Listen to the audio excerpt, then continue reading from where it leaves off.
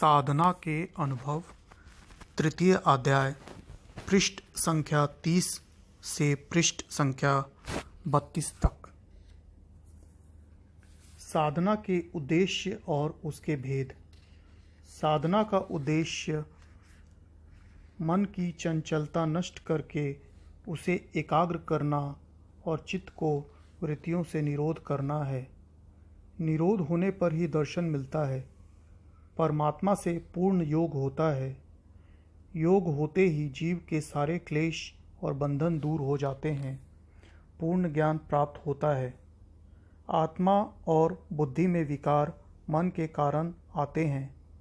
मन के शांत होने पर बुद्धि निर्मल हो जाती है, उस समय आत्मा भी शांत हो जाती है। अन्य व्यवस्थाओं में आत्मा वृत्ति के साथ मिल उसी का रूप धारण कर लेता है और दृष्टापन का अभिमान त्याग कर कर्ता और भोक्ता अपने को समझने लगता है। इसी कारण उसे दुख होता है। इसके इस भ्रम को दूर कर देना और उसके वास्तविक रूप को उसे दिखा देना साधना का उद्देश्य है। वह अपना ज्ञान प्राप्त करके अपने असली रूप को देखकर संतुष्ट हो जाता है।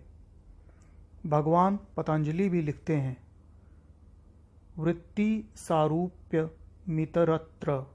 इसी अभिप्राय का साधना की जाती है और निरोध होने पर वह समाप्त हो जाती है।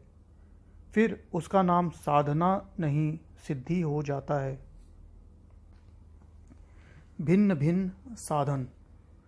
मनुष्यों के विचार, उनके भाव, उनके कर्म, उनकी रुचि, उनकी सामर्थ्य, उनके संस्कार इत्यादि जुदा जुदा होते हैं। एक से दूसरा का मिलान नहीं खाता। बाप बेटा और भाई भाई की प्रकृतियां भी एक सी नहीं पाई जाती।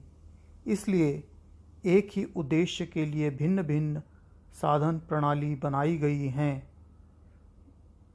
एक ही क्रिया से सबको लाभ नहीं पहुंच सकता। इनके सहस्त्रों भेद हैं, पर वह सब इन तीन के ही अंतर्गत हैं। इनमें इंद्रिय और शरीर के संग लेकर मन काम करता है और जीवात्मा जिसमें अपने को कर्ता समझता है वह कर्म योग कहलाता है। हठ योग, तंत्र योग, शब्द योग, जप योग, प्राण योग, मुद्राएं और आसन इत्यादि कर्म योग कहे जाते हैं।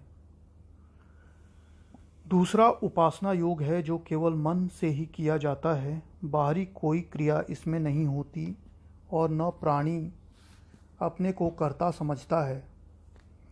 ध्यान, धारणा, एकाग्रता और निरोध यह सब उपासना के अंतर्गत ही है।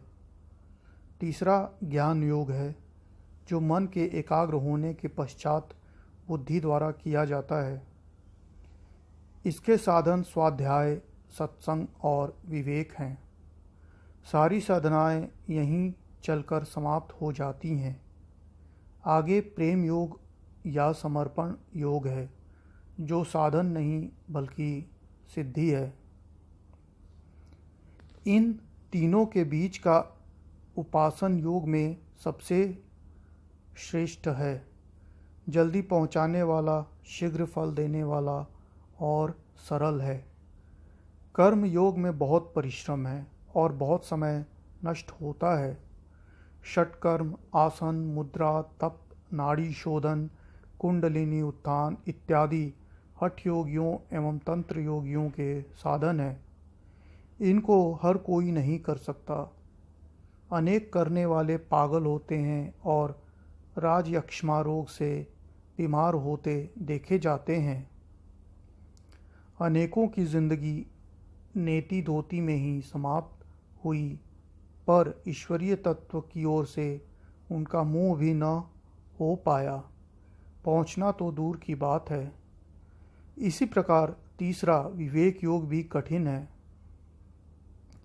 जब तक शम, दम, तिक्षिका और उपराम यह चार साधन पूरे न हो, इसमें सिद्धि न होए, तब तक विवेक योग चलता ही नहीं, हो ही नहीं सकता। बात बनाना और बात है, और वैसे बन जाना और बात है। कथनी और करनी एक कर लेना हंसी खेल नहीं है। परीक्षा के समय यह पता लगता है कि जो कुछ हम कहते थे, जो हम विचारते थे, उसी तरह का हमारा जीवन बन पाया है या नहीं, वैसे ही भाव अंतःकरण में आए हैं या नहीं।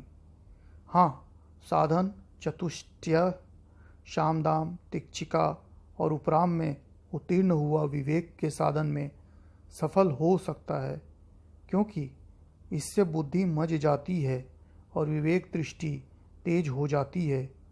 इसलिए श्री स्वामी शंकराचार्य जी ने बतलाया है कि जिसने यह 4 साधन नहीं किए वह वेदांत का अधिकारी ही नहीं, मगर इन चारों को करना भी वैसा ही कठिन है जैसे कि हठ योग या तंत्र योग की क्रियाएं। समझिए, शम मन पर अधिकार होने को कहते हैं, दम इंद्रियों के दमन करने को कहते हैं, तिक्षिका सहनशीलता और उपराम संसार से घृणा हो जाने का नाम है। इसलिए हम कहते हैं कि उपासना का साधन सरल है और शीघ्र मिलाप कराने वाला है। आजकल के लोगों के लिए बहुत ही उपयोगी साबित हुआ है। उपासना की क्रिया। उपासना की 3 क्रियाएं हैं: धारणा, ध्येय और प्रत्याहार। किसी एक ध्येय को पकड़कर मन को रोकना धारणा कहलाती है। जब ध्याता अथवा ध्यान करने वाला अपने ध्येय में समा जाता है और अपना व अपने ध्येय का ज्ञान खो बैठता है तो उसे ध्यान कहते हैं। ध्येय को छोड़कर जब मन किसी और विषय की ओर दौड़ जाता है, अभ्यासी उसे खींच के ध्येय में लगाने की कोशिश करता है तो उसे प्रत्याहार कहा जाता है। इन 3 क्रियाओं द्वारा उपासना योग आरंभ होता है।